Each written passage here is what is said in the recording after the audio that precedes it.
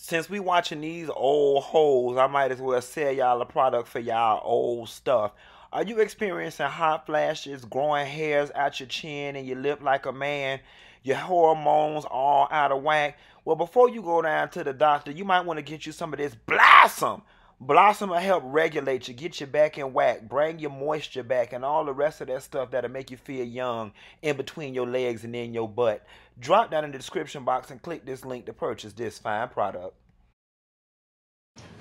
Girl, I'm still in here on a high from the Real Housewives of Potomac reunion, bitch. I don't even know if I'm able to get y'all what y'all need with these housewives. Praise the Lord. The housewives gave us so much more this week that it gives us more to talk about. It ain't as boring. It looked like the two new girls might be what it takes to stir it up a little bit this season. Want to talk about it? We gonna talk about it. Here it goes.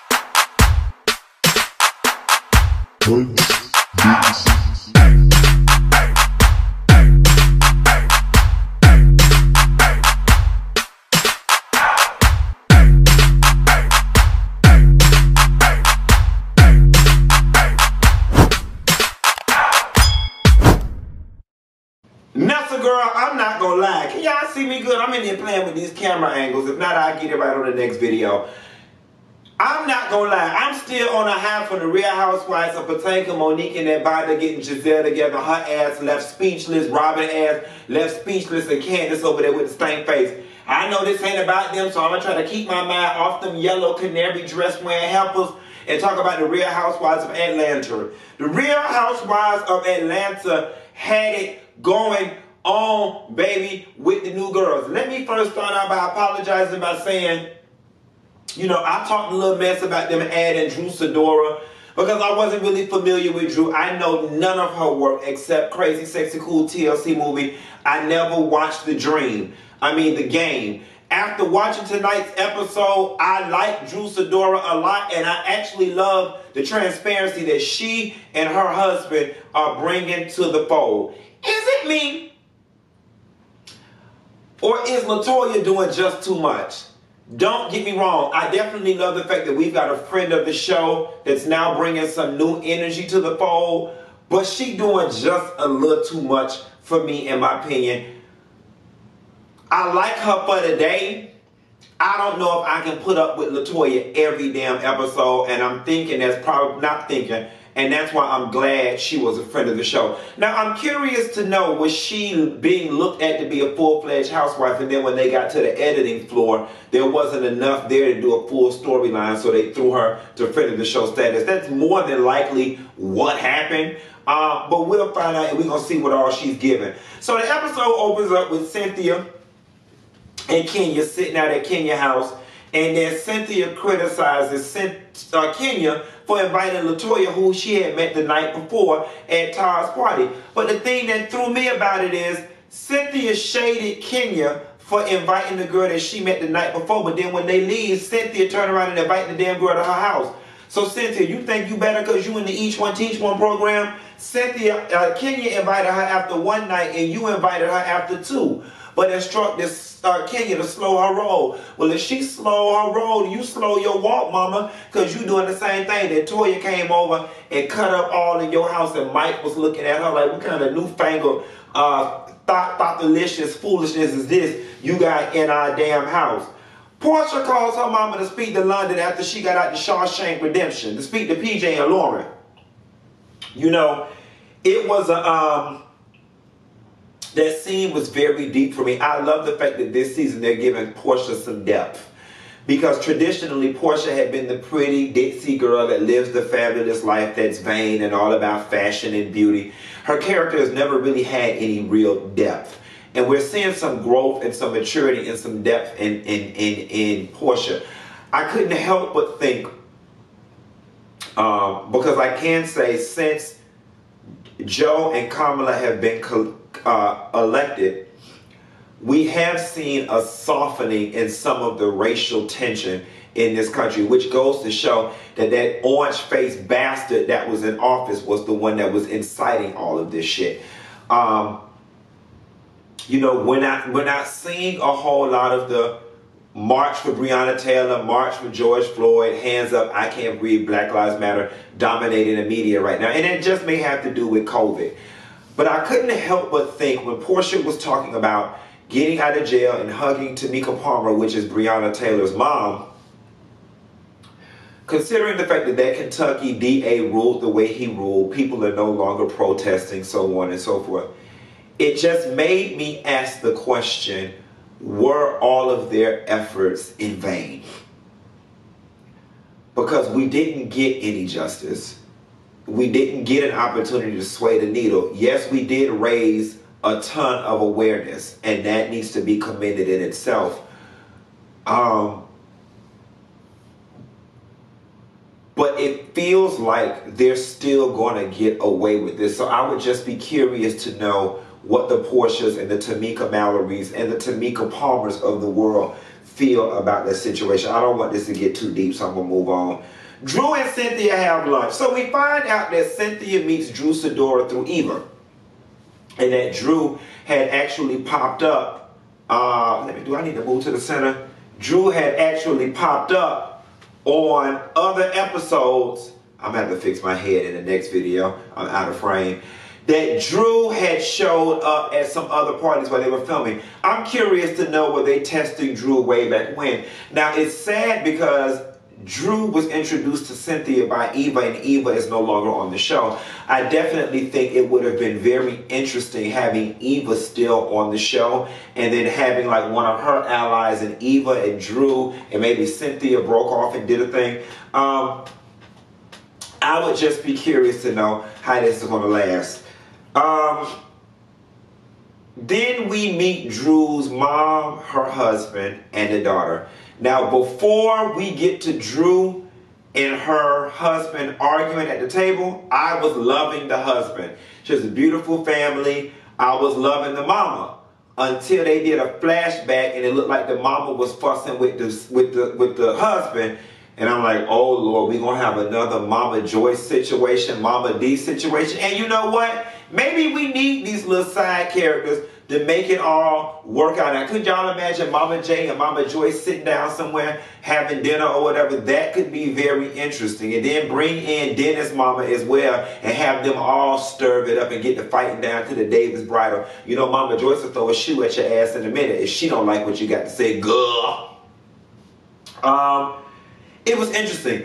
I like the fact that Drew's husband is a full and willing participant. You know, sometimes these girls come on here and you can tell that their husbands are doing the bare minimum. They don't want to participate. Oh, this is the girls thing.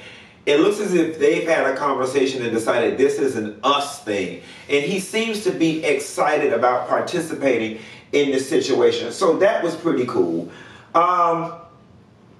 Kandi picks up Mama Joyce and they go to Riley's modified graduation because of the COVID-19. Yes, COVID. You heard me right. Porsha talks to Miss Diane and Miss Diane cooking food for PJ. Is it me or did Miss Diane move in there with Porsha? If she did move in there with Porsha, I would not be mad because, don't get me wrong, Porsha got the money. I'm just not an advocate of single people living in big ass houses. I'm just not. Like when Porsha was first looking for houses and stuff, I was like, girl, go get you a 2-seater Porsche. Go get you a sickening condo like the one they was living in the Terminus building on Single Ladies and live the single life with a sickening ass closet. That's the life I envision for a single person. Granted, everybody's not me. Porsha got that big ass, Gone with the Wind estate home that just looks too old for her energy, in my opinion, but to each his own. And our baby mama Diane is living there as the caretaker. Chuck, quite as a kid, I wouldn't be surprised if Lauren ass living there too. She always them over there. One thing for sure, we know Dennis ass ain't living there. When they make up the breakup ass. Y'all need to get fucking yo-yo diet, this damn yo-yo relationship. Either shit or get off the pot. Because we tired of you and the hot dog man. Toya, Kenya, and Marlo go to Lake Bailey, which is Cynthia's house. Toya walk in talking too much, shading her plants, and Cynthia cold meatballs. I know that's right, Cynthia. Cynthia was like, you know what, girl? Slow your roll. I'm still getting to know you. But that's what the hell you get, Cynthia, for inviting somebody to your house after you don't know them for 2 days. Now she know where you stay. and everything. And she looked like the type of crazy bitch that'll send people around your house and send nasty packages to your house and so on and so forth. Something about that Toya ain't right. Then our girl Marlo shows up. Let me tell you something. I light up when Marlo shows up on the screen. And I'm curious to know what the dynamic on the show is going to be with Nene being absent but Marlo still being present. And I'm also curious to know on a personal level what Nene and Marlo's relationship will be like. Because you know Nene is one of those loyalty, you got to choose me. If I'm not doing it or if I'm not doing her, you can't do it either. I'm curious to know how Nene feels that Marlo is still working on the platform that Nene actually helped solidify for Marlo. Nevertheless, Marlo shows up and Kenya starts shading her in her confessionals, talking about she done fell off, way off. Well, Marlo got them kids now. Marlo got to buy school clothes.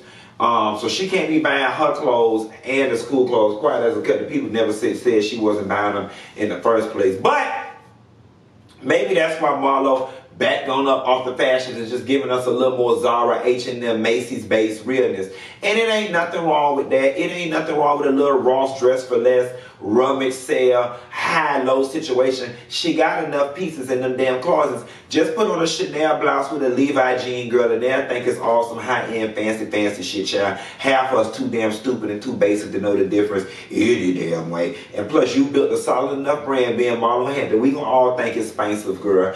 Tie that shit. We'll think it's Adrian Vittadini or Burberry or something. We'll think it's some crazy. Just make up a name. Oh, yeah, this is Yolanda Couffier. Oh, girl. Oh, Yolanda Couffier, honey. See, I just put it off the top of my head. It is sound funny. Oh, yes, honey. This is $600 Yolanda Couffier blouse. Yes, God. Sound good enough to me. Half of us too goddamn country and stupid to know better. And the other half of us too damn lazy to look it up. So just go get you a closet full of Yolanda Couffier, girl, and keep it moving.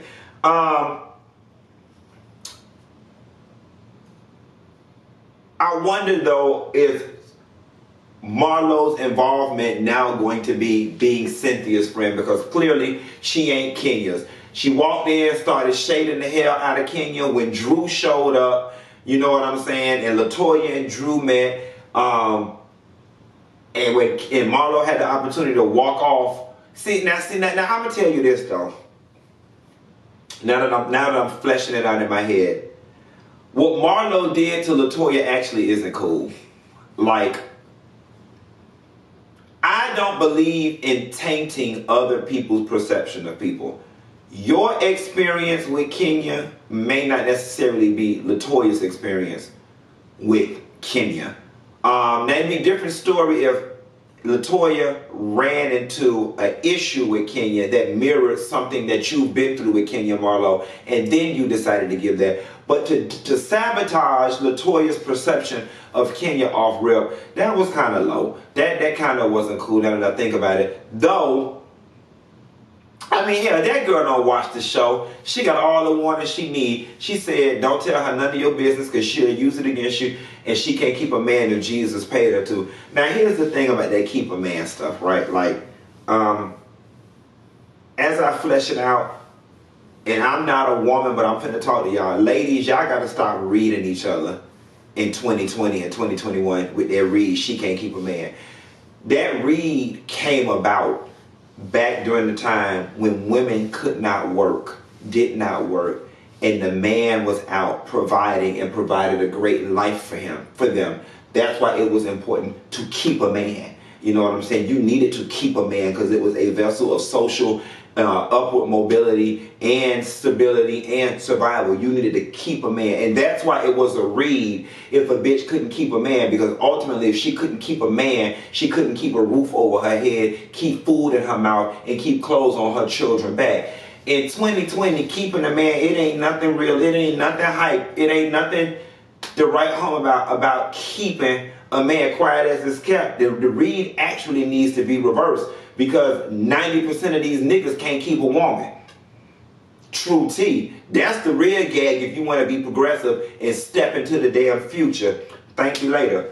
But stop all that can't keep a man stuff. It's so archaic and so yesteryear. It's so march from Montgomery to Selma, Montgomery bus boycott, real Martin Luther King base. Like, we girl, nobody pressed about keeping a man. We worried about keeping a job. Okay, we worry about keeping a repossession man from coming to pick up our luxury cars. But we ain't worried about keeping no man. Quiet as it's kept. These days in 2020, the way these fuck boys set up, men is headache. And I'm one of them. I'm here to tell you, men's equal headache because they don't make them like they used to. They making them real faulty, real Kia Sophia like, real Kia Sorrento like, real Hyundai like. That's how they making them. They ain't making them Ford tough like they used to. Riley brings her diploma to the family. And, you know, it was really pleasing to the eye to see Riley bringing her diploma. Because we met Riley on the show when she was real little. And now she's going off to NYU. She's a grown woman. How much money y'all think that is Todd gave her? Drop down in the description box and put a number down there you think he gave her. I ain't never went to the money and got bands to make her dance. Or whatever. Because I give all my money to Houston's. Or whatever the case may be, and they run my car. So I ain't never got that much cash out. Well, what's the standard denomination of money when you get it out like that? Somebody drop, was that $10,000? Somebody drop that in the comments and let me know what it's hitting for.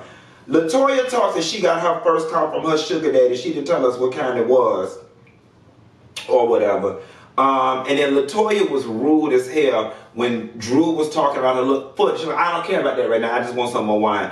That was very rude. That's going to cause a problem. I can already see Drew and Latoya having a run-in.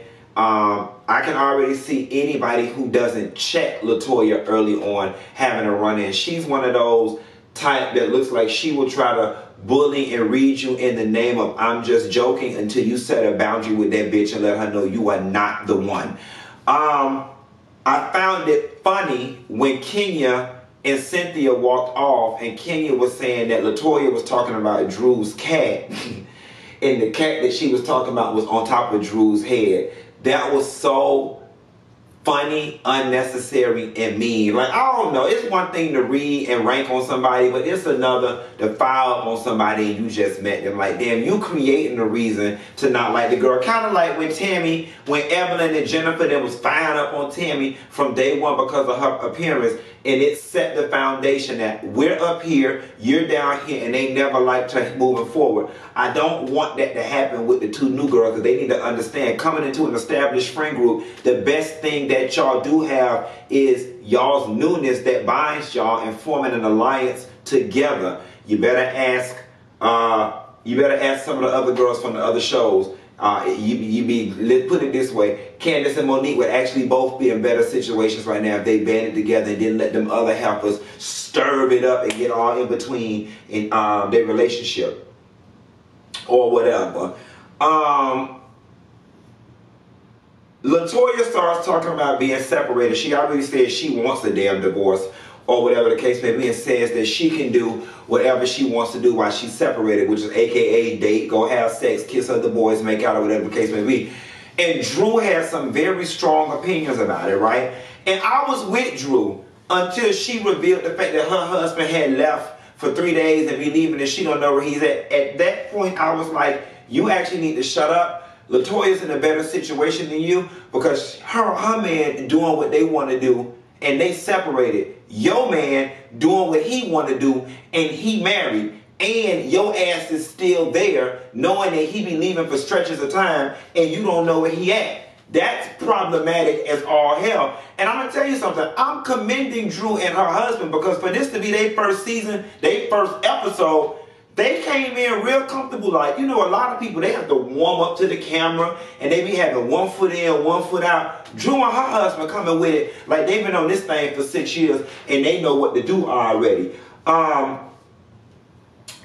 When they had that anniversary dinner and the husband asked Drew what was not working, I already knew that that was a damn death trap. The dinner started out so nice and ended the other way. I'm going to tell you something. By the end of this dinner, I'm officially here to tell you I do not like Drew's husband. Drew's husband is a gaslighter. He is a liar. He is full of shit. He's a manipulator. And he's one of those men that's out there doing wrong within the household, but is too coward to own up to his own shit and is trying to make her feel like she's crazy for it. And Drew is actually going crazy for the damn nigga because of the stuff that's going through his mouth. I'm here to tell you, people like him, they look very nice on the exterior. They have it going on. Nice smile, nice body, nice career, nice all of that. but they are crazy as hell in their head. Fundamentally, something is wrong with them. And I've never done this before. I'm not keen on telling them they need to leave their husband and get out their marriage. But Drew, this is one marriage. Your husband is crazy. And your husband is crazy. He needs Iyanla. He's immature. He's out there doing wrong and trying to convince you that you're crazy. Drew, if you are within earshot of my voice, you are not crazy. From a man to a woman, do not let no man make you feel crazy for wanting to know where he's at. Then he still didn't give you anything. I was at the beach. Then he said he was in Tampa. The appropriate answer, and if he was a good-ass liar, he simply should have said, Drew, I drove to Chateau Elan for the weekend to clear my mind. I got a room for 3 days.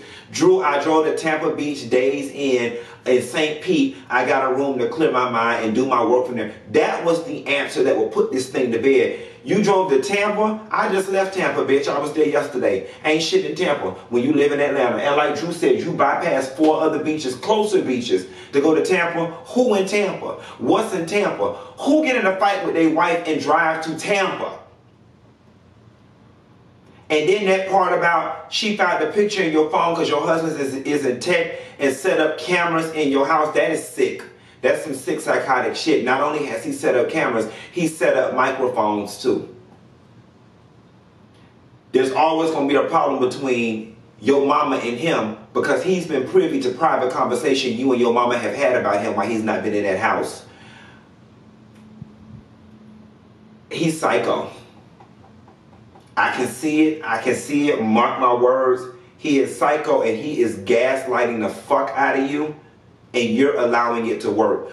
When Drew stormed off and went in that room, that smirk on his face, that smirk of satisfaction, I could have slapped the shit out of him during that moment. And he's getting off on the fact that he's crushing you with his antics and you're still staying. That's his power over you, the fact that you still stay. You need to get out of that ASAP, sis. I ain't gonna lie to you. Fuck all the rest of the housewives. I literally just want to sit here and watch Drew marriage fall apart. And the mama get involved and get his ass together. That's what I want to see. That's the dinner I want to do. Real Housewives, y'all definitely doing better. That first episode started off real slow. And I'm not gonna lie to you. There was just something about like when Cynthia, Marlo, and Kenya sitting around. I just don't want to see. I'm just bored with it.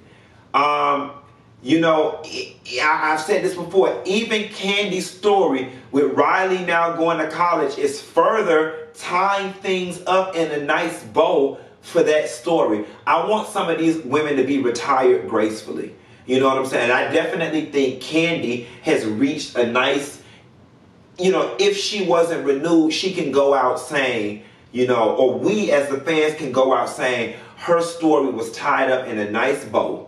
Cynthia's story tied up in a nice bow. Kenya still maybe got another year or so of story in her. And then her ass could go too. Nevertheless, Real Housewives of Atlanta, you know, y'all revving us up slowly. You know, something is still missing and maybe it'll come. I still think the crew need one more girl. I really think we need one more girl. We need one more story that can exist independent of the ensemble to really keep us fully engaged. Y'all be sure to like and subscribe. I'm finna get dressed and go find one of my fancy friends that's a rich white woman like me that don't work. And we finna go to Houston to have some margaritas and some smoked salmon and a Hawaiian ribeye with a baked potato. And I'll call y'all later. Bye! Baked potato, baby.